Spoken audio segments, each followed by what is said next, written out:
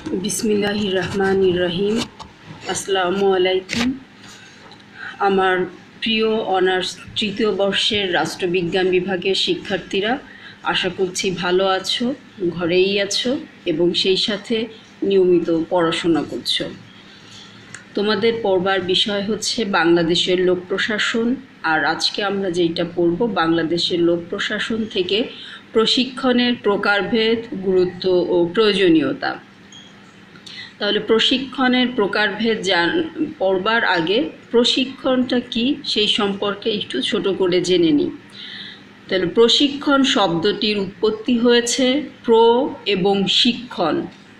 Pro এবং শিক্ষণ শব্দ দুইটি একত্রে হয়ে। তাহলে প্রশিক্ষণ শব্দের অর্থ হচ্ছে হাতে কলমে শিক্ষা। প্রশিক্ষণ বলতে বোঝায় যে প্রশিক্ষণ কোনো নির্দিষ্ট বিষয়ে লক্ষ্য অর্জনের জন্য ব্যক্তির জ্ঞান, দক্ষতা ও যোগ্যতার উন্নয়নটাকেই প্রশিক্ষণ বলা হয়ে থাকে। অর্থাৎ একজন ব্যক্তি যিনি কাজ করবেন, আর আমরা কি পড়ছি বাংলাদেশের লোক প্রশাসন, তাহলে কোথাকার ব্যক্তিদের নিয়ে কথা বলছি? লোক প্রশাসনে যারা কর্মরত আছেন সেই সকল কর্মীদের দক্ষতার জন্যই কিন্তু প্রশিক্ষণ। এবার দুজন তাত্ত্বিকের একটু মতবাদ জেনে নিই। ম্যাথিস এবং জ্যাকসনের মতে প্রশিক্ষণ বলতে এমন একটি শিক্ষা পদ্ধতিকে বোঝায় যা দিয়ে ব্যক্তি লক্ষ্য অর্জনে সহায়ক নৈপুণ্য, ধারণা, মনোভাব অথবা জ্ঞান লাভ করতে পারবে। আমি আরেকবার বলছি, প্রশিক্ষণ বলতে এমন একটি শিক্ষা পদ্ধতিকে বোঝায় যা দিয়ে ব্যক্তি লক্ষ্য অর্জনে সহায়ক নৈপুণ্য, ধারণা, মনোভাব অথবা জ্ঞান লাভ করতে পারবে। তাহলে কোথাকার নৈপুণ্য, দক্ষতার কথা বলা হচ্ছে? সে যেখানে কর্মরত থাকবে, অর্থাৎ কাজ করবে, চাকরি করবে, সেই সব জায়গা। তাহলে এখন আসি হচ্ছে প্রশিক্ষণের প্রকারভেদ। প্রশিক্ষণের প্রকারভেদ দুই প্রকার, একটা হচ্ছে আনুষ্ঠানিক প্রশিক্ষণ, আরেকটা হচ্ছে অনানুষ্ঠানিক প্রশিক্ষণ। আনুষ্ঠানিক প্রশিক্ষণ আবার তিন প্রকার: প্রবেশ পূর্ব প্রশিক্ষণ, প্রবেশ উত্তর প্রশিক্ষণ এবং চাকরিরত প্রশিক্ষণ। প্রবেশ পূর্ব অর্থাৎ হচ্ছে চাকরিতে কোনো কর্মী প্রবেশের আগে যে প্রশিক্ষণটা নেয় সেই প্রশিক্ষণটা হচ্ছে প্রবেশ পূর্ব। এটা কিন্তু আমরা বুঝতে পারি না যে আমাদের প্রশিক্ষণ হচ্ছে। অর্থাৎ আমি যদি আরেকটু ক্লিয়ার করে বলি, যে তোমরা যখন পড়াশোনা করছো সবার একটা উদ্দেশ্য থাকে যে কে কী করবা, সেই উদ্দেশ্যটাকে সামনে রেখে পড়াশোনা করছে। সেই পড়াশোনাকালীনই কিন্তু এই প্রবেশ পূর্ব প্রশিক্ষণটা হয়ে যায়। তা তুমি চাকরিতে যে ঢুকবে তার একটা যোগ্যতা, তাহলে সেই যোগ্যতাটা কোথা থেকে অর্জন করা যাবে? স্কুল, কলেজ এবং বিশ্ববিদ্যালয় থেকে। আরেকটু যদি বলি, মনে করো যে একজন ডাক্তার, সে ডাক্তার হতে চায়, তাহলে সে কোথায় পড়বে? মেডিকেলে পড়বে। একজন ইঞ্জিনিয়ার, সে ইঞ্জিনিয়ারিং ইনস্টিটিউট থেকে পড়াশোনা করে আসবে। এইভাবে এগুলা হচ্ছে প্রবেশ পূর্ব। এরপরে কি আছে? প্রবেশ উত্তর, অর্থাৎ একজন কর্মী যখন চাকরিতে প্রবেশ করছে, প্রবেশের পরে চাকরিতে নিয়োগ পাবার পরে এবং তার কর্মস্থলে যোগ দেবার আগে তাকে যে প্রশিক্ষণটা দেওয়া হচ্ছে সেইটাই হচ্ছে প্রবেশ উত্তর প্রশিক্ষণ। অর্থাৎ প্রবেশ করছে সেইটার জন্য যে প্রশিক্ষণ। এবং তিন হচ্ছে চাকরিরত প্রশিক্ষণ। এটা খুব ভালোই তোমরা বুঝতে পারছো যে চাকরিরত অর্থাৎ সে যখন চাকরি করছে সেই সময়টা যে প্রশিক্ষণটা দেওয়া হয়, সেই সময় যে বিভিন্ন সময়ে তাকে আরও দক্ষতা অর্জনের জন্য বিভিন্ন প্রতিষ্ঠান আছে, সেই প্রতিষ্ঠানের মাধ্যমে প্রশিক্ষণ দেওয়া হয়। এবং বাংলাদেশের স্বাধীনতার পর এরকম কিছু প্রতিষ্ঠান গড়ে উঠেছে, সেটা হচ্ছে BP, ATC, NAEM, BIAM, bird ইত্যাদি এই ধরনের প্রশিক্ষণ কেন্দ্র। তাছাড়া দেখো যে কর্মরত কর্মকর্তাদের, উচ্চপদস্থ কর্মকর্তা কর্মচারীদের বিভিন্ন সময়ে বিদেশেও প্রশিক্ষণে পাঠানো হয় দক্ষতা বৃদ্ধির জন্য। আর অনানুষ্ঠানিক প্রশিক্ষণ, তাহলে আনুষ্ঠানিক প্রশিক্ষণ গেল এই তিনটা, এবং অনানুষ্ঠানিক প্রশিক্ষণ অর্থাৎ একজন কর্মী তিনি যখন চাকরি করছেন সেই সময়ে তিনি বিভিন্ন সময়ে যে দক্ষতা, যে অভিজ্ঞতা অর্জন করছেন চাকরি করতে করতে, সেইটাকে বলা হচ্ছে অনানুষ্ঠানিক।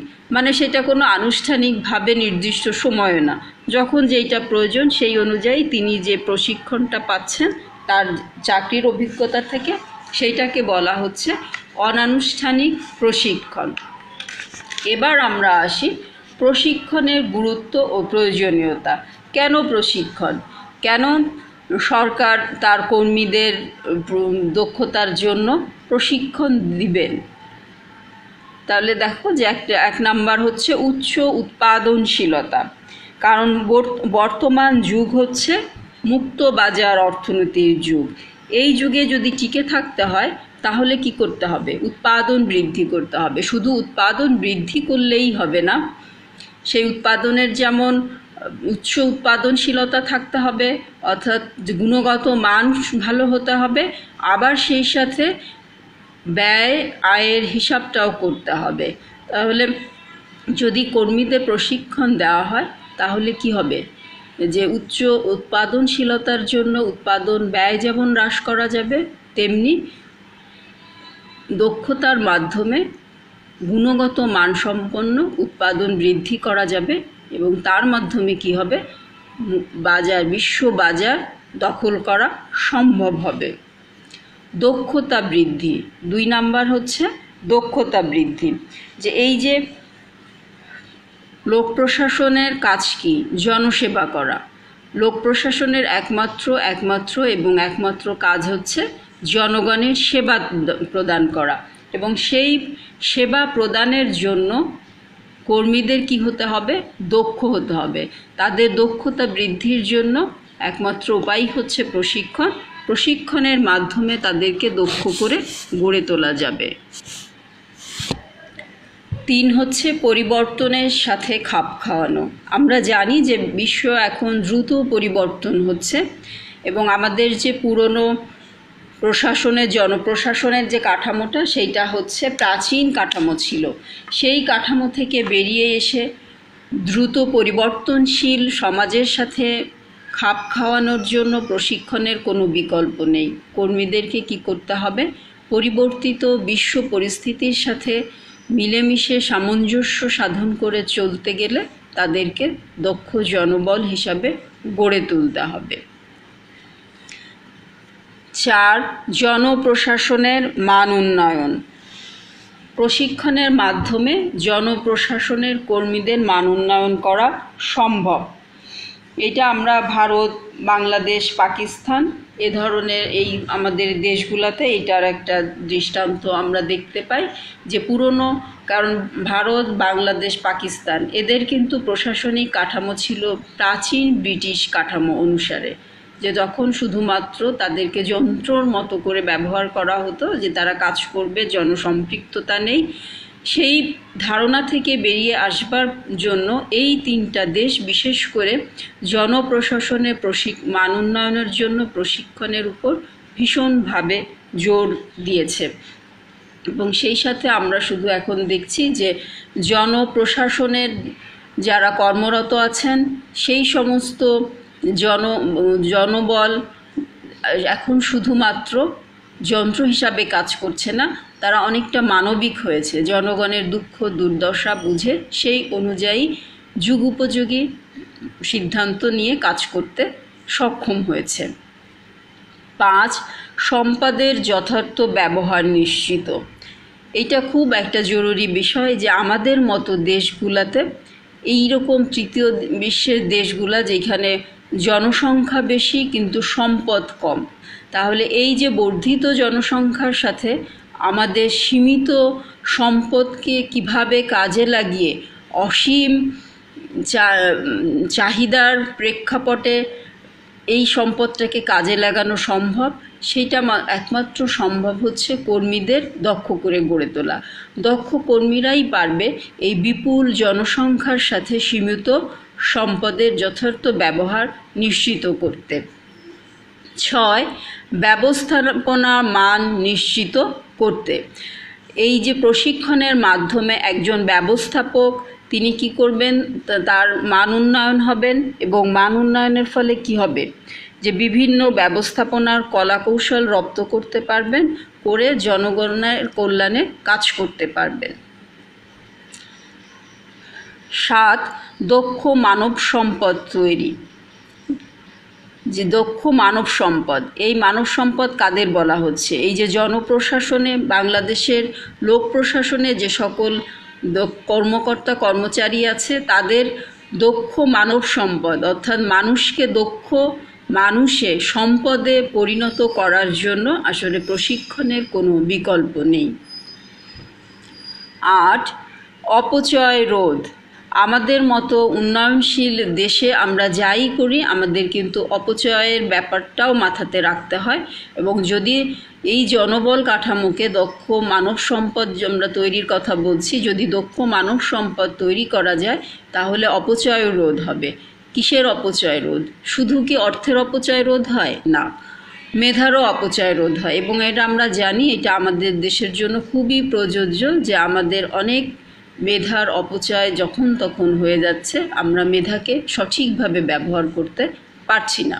অর্থাৎ সেটা বলতে পারো যে চাকরিতে যার যে যোগ্যতা, সেই যোগ্যতা অনুযায়ীও চাকরি দেওয়া হচ্ছে না, চাকরি পরবর্তীকালীন যে দক্ষতার দরকার সেটাও অর্জন হচ্ছে না, এইভাবে অর্থেরও অপচয় হচ্ছে, মেধারও অপচয় হচ্ছে।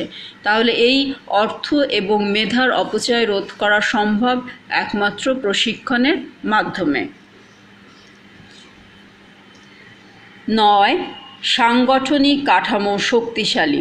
এই যে আমরা যত উপরের বিষয়গুলো আলোচনা করছি, যে জনপ্রশাসনের মান উন্নয়ন হবে, সম্পদের যথার্থ ব্যবহার নিশ্চিত করা সম্ভব হবে, ব্যবস্থাপনা মান নিশ্চিত হবে, দক্ষ মানব সম্পদ তৈরি হবে, অপচয় রোধ হবে, এই বিষয়গুলোর যদি সমন্বয় ঘটানো যায়, দক্ষতা বৃদ্ধি করা যায়, তাহলে কি হচ্ছে, সাংগঠনিক কাঠামো যে ব্যবস্থাটা আছে, কর্মী ব্যবস্থাপনাটা আছে, সেই সংগঠনটাও কি হবে, শক্তিশালী সংগঠন হিসাবে কাজ করবে।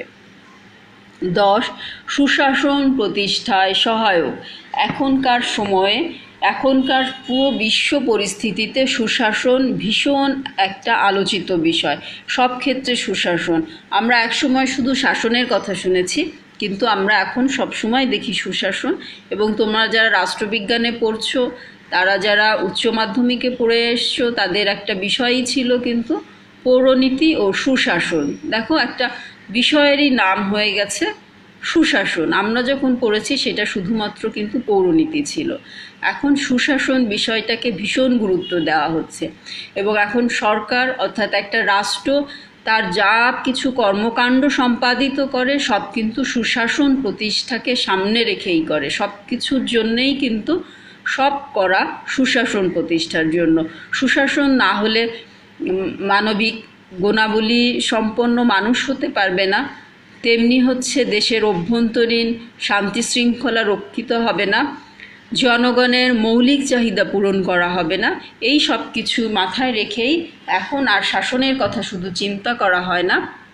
অর্থাৎ রাষ্ট্র এখন কেবলমাত্র পুলিশি রাষ্ট্র নয়, যে শুধুমাত্র আইন ভঙ্গ করছে আর তাকে শাস্তি দিচ্ছে সেইটা না, সুশাসন প্রতিষ্ঠার দিকে নজর দিচ্ছে।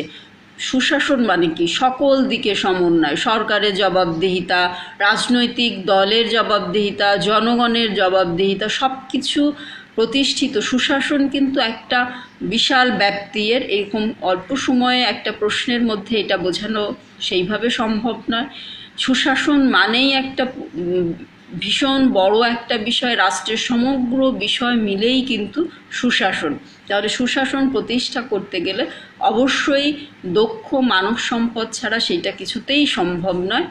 সুশাসন মানে জনকল্যাণ, সুশাসন মানে আইনের শাসন, সুশাসন মানে শিক্ষার সম্প্রসারণ।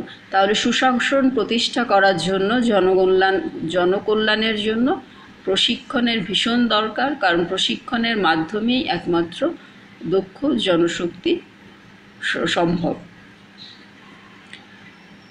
11, নতুন জ্ঞান সৃষ্টিতে। যে বিশ্ব এগিয়ে যাচ্ছে এবং নতুন নতুন প্রযুক্তি তৈরি হচ্ছে, নতুন নতুন জ্ঞানের সমন্বয় হচ্ছে। এই নতুন জ্ঞানের সাথে জনশক্তিকে